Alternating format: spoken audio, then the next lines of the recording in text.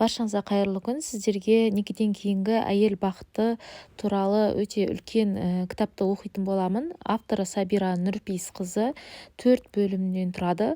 Соңына дейін тыңдаңыздар. Өте құнды мәліметтер бұл жерде жазылған. Ал кіріспеден бісміллә деп бастайын.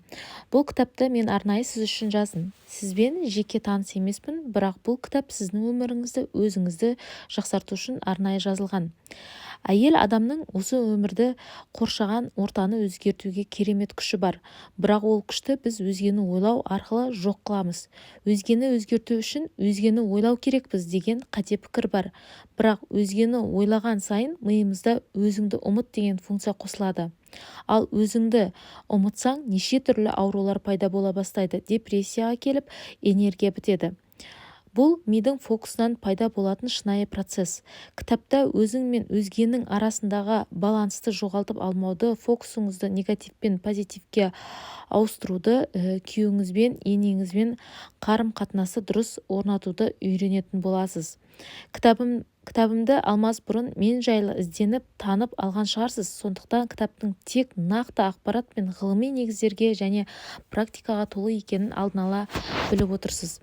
Мен сізбен барынша ашық болғым келеді. Сізге керегі тек осы кітапты оқып, оны психологиялық жетекші, жолсерік ретінде өміріңізде қолдану. Алда дайындаған тосын сыйларым көп. Кітапты оқып бастап тоқтай алмайтыныңызға сенімдімін. Бастауыңызға сәттілік, жаным, жақсы нәтиже күтемін. Ізгі тілекшіңіз Сабира Нұрпейісқызы. 1 бөлім. Ер адамның психологиясы. Отбасылық кризистен қалай шығу керек? Кез келген қыз отбасын құрған кезде барлығын ертегідей елестетеді. Неше түрлі киноны, клиптерді көріп, ертең үйленеміз, мен күйеуімді таңғы асқа бетін сүйіп оятамын, жұмысқа шығарып саламын. Кинодағыдай бәрі керемет болады. Бал айына барамыз деп қиялдап, шынайы өмірді қабылдау қиынға түседі. Енді әрине, әркімнің өз қалауы, жоспары болады ғой. Ешкім тұрмысқа шығарда, үйленерде жамандықты ойламайды. Бірақ көп әйелдің қателігі осы идеалды сценарий бірнеше жылдар бойы қайталанады деп санауында. Алғашқы айлар мен 1,5 жыл көлемінде барлығы біз қалағандай болуы мүмкін. Бұны конфетно-букетный период деп атайды. Бірлеріңізді аялап, ұрыс-керістен алыс боласыздар. 3 жылға таяп қалғанда сіз білмейтін, ұнамайтын мінездері, қылықтары шыға бастайды. Бұл кезді психологтар 3 жылдық кризис немесе қызғылт көзілдіріктің шешілуі деп атайды. Бұны байқаған әйелге басқа ойлар келе бастайды. Менің күйеуім өзгеріп кетті, бұрын ондай емес еді. Күйеуімнің сезімі суып кетті. Жұрттың жолдасы әйеліне сыйлық береді. Егер мені жақсы көрсе, гүл сыйлау керек қой, тағы басқа ойлармен күйеуін басқалармен салыстыра бастайды. Әркім махаббатын өзінше білдіреді. Біреу сыйлық жасап, романтикаға жақын болады, сезімін күнделікті сөзбен айтып отырады. Ал біреу сөзбен мүлде айтпай, тек қамқорлығымен көрсетеді. Ер адам сізді қатты жақсы көріп тұрса да, ол гүл сыйламауы мүмкін. Оған көптеген факторлар әсер етеді. Әкесінің анасына деген қарым-қатынасы, тәрбиесі, достарынан естіген мынандай әңгімелері. Әйелді еркелетпеу қажет. Гүлді тек анаңа сыйлауға болады. Немесе туысқанның үйінде болып жатқан жағдай, яғни ол үйде күйеу әйеліне қымбат сыйлықтар гүл береді, ал әйелі күйеуінің басына шығып кеткен және тағы басқа себептер бар. Оның сыйлық немесе гүл бермеуі жақсы көрмейді деген мағынада емес. Ер адам әйел адамға гүл беруге болмайды деген түсінікті өзіне бір рет қалыптастырса, өмір бойына есіне сақтап қалады. Ол түсінікті өзгертуге қиын, бірақ ол мүмкін. Ер адам махаббатын қалай көрсететіні жайлы бөлек тақырыпқа жаздым. Мұқият оқып шығыңыз. Сонымен отбасылық кризис дегеніміз не? Одан қалай шығамыз? Кризис отбасыда емес, ол әйелдің миында басталады. Ерім мені түсінбейді, сыйламайды, қабылдамайды деп ойлағанда әйелдің миына бірден отбасылық кризис басталады. 3 жылдық кризис тіпті 1 жылдан кейін де бола алады, немесе 10 жыл өткеннен кейін де болуы мүмкін. Бұл екі жұптың психологиясына, ожидание, реальность жайлы көзқарасына, отбасы жайлы ойына тікелей байланысты. Сіздерден ештеңені жасырмай, бір сырымды айтайын. Осы жайлы кітапта жазамын деп ойламаған едім, бірақ барынша ашық болсам, сіздер де мотивацияға толып, әрі де кеш емес, бәрі де мүмкін екенін түсінетін шығарсыздар деген оймен бар тәжірибемен бөліскім келеді. Менің отбасылық кризисім тұрмысқа шыққаннан кейін 1-2 ай өткенде басталды. Біз ата-енеден бөлек тұрдық. Мен студентпін, бос уақытым өте көп. Бұл дағдарысқа дейін алғашқы ай өте керемет өтті. Кешкілетіп шығып, қыдырып, көп уақытты бірге өткізіп жүрдік. Бос уақытым көп болған соң, менің фокусым күйеуіммен бірге болуға бағытталатын. Көп жерден естіген сөздеріңізді айтайын. Адаммен күнде көп уақыт бірге өткізсең қызығы кетеді екен. Шаршайды екенсің және миың жақсылықты көргісі келмей фокусын минустарға бағыттайды екен. Күнде сүйікті бәлішіңізді жей берсеңіз, 1 айға жетпей-ақ бәлішіңіз сүйікті болмай қалады ғой. Тым тәтті әрі тым майлы сияқты көріне бастайды. Шаршайсыз да оған қарағыңыз келмей кетеді. Адамның миы қарым-қатынаста да осындай күйді кешіреді екен. Күнде күйеуіме фокусымды арнаған сайын, менің миым одан шаршай бастайды. Шаршаған нәрседен тезірек арылу үшін минустарды ғана көре бастайды. Бәлішті тым тәтті, тым майлы деп көре бастағандай, күйеуім мен үшін де тым еріншек, ұйқыбас, потенциалы жоқ адам сияқты өзгеріп жатқандай көрінді. Ал біздің миымыз ойлағанның бәріне сырттан дәлел іздейді.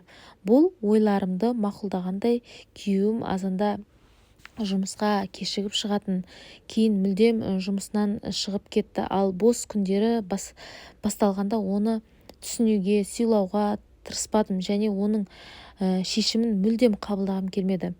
Кешігіп келген адамға даналықпен көңілімді жеткізудің орнына минустарын айтып тізе бердім. Мен де күйеуімнің намысына тисем, ол ойланып, ұялып, өмірін өзгерте бастайды деген ой болды. Бірақ керісінше ол түсінгісі келмейтін әйелінен қаша бастады.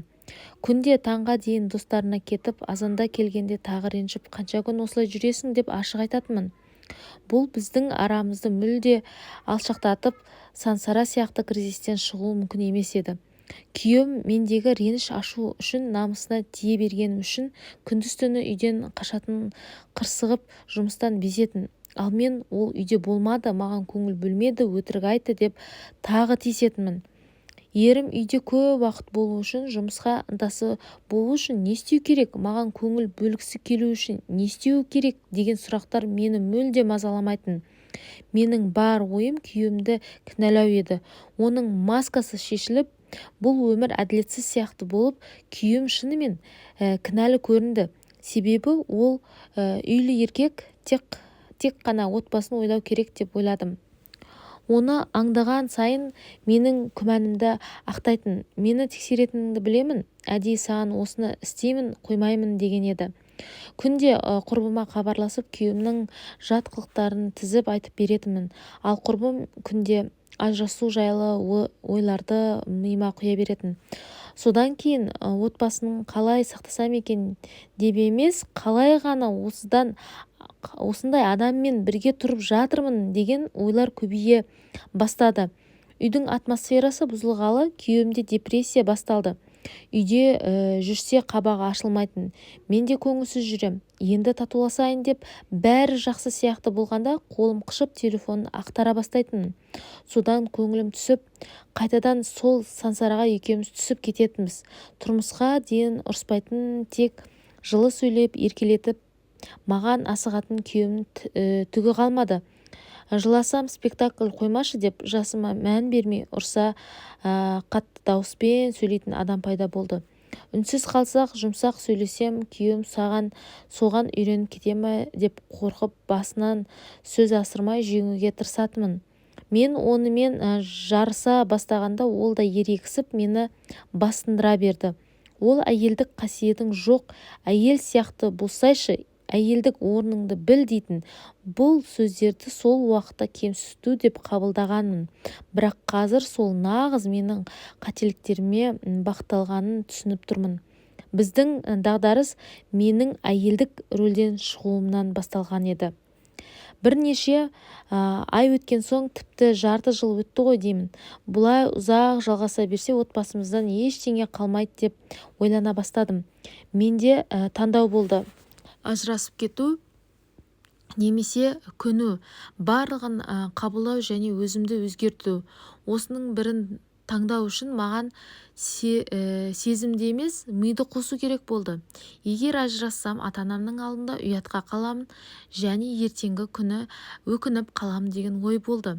Ал өзгерсем, мүмкін бәрі жақсы болып кететін шығар, мүмкін ол да өзгереді деген үмітім болды. Тіпті ол өзгермесе де мен қолымнан келгенін жасадым деп ажырасуға өкінбес едім. Менде таңдау жасадым. Барлық жұптарды бетперделері шешіліп, бір-бірінің минустарын көру, түсінгісі келмеу, өзіңді идеал санау, басқаның өзгеруін талап ету, өзіңді жертва сезіну, сен бәрін жасап тырысатын сияқтысың, бірақ ешкім оны көрмеуі, бағаламауы сияқты кезеңнің болатынын түсіндім. Ең бірінші жасаған амалым жаратушыдан пана сұрау, Аллаға дұға ету. Я Аллахым, сынақ болса жеңілдетші, күйеуіммен арамызға мейірім орнатшы, сен жүректерді басқарушысың. Күйеуімнің жақсы жақтарын көруге, өз кемшіліктерімді көруге көмектесші. Қай жерден қателік жібердім, енді арамызда махаббат болу үшін не істеуім керек? Маған бақыт берші деп, сен бәрін ертеушісің ғой, сен бәрін білушісің ғой деп, дәл осылай күнде жатарда дұға етіп жүрдім. Бұл менің ең алғашқы өзгеруге қадамым. Әрі қарай енді әрекет ете бастадым. Өзімнің қателіктерімді ойладым. Күйеуім мені түсінген қалаймын, мен оны түсінуге тырысып жүрмін бе? Күйеуім мені сыйлағанын қалаймын, ал мен оны себепсіз сыйлап жүрмін бе? Күйеуім мені қабылдағанын қалаймын, ал мен ше? Деген сұрақтар пайда болды. Осы сұрақтарға екінші бөлімде мен сіздерге оқып беремін барлығын.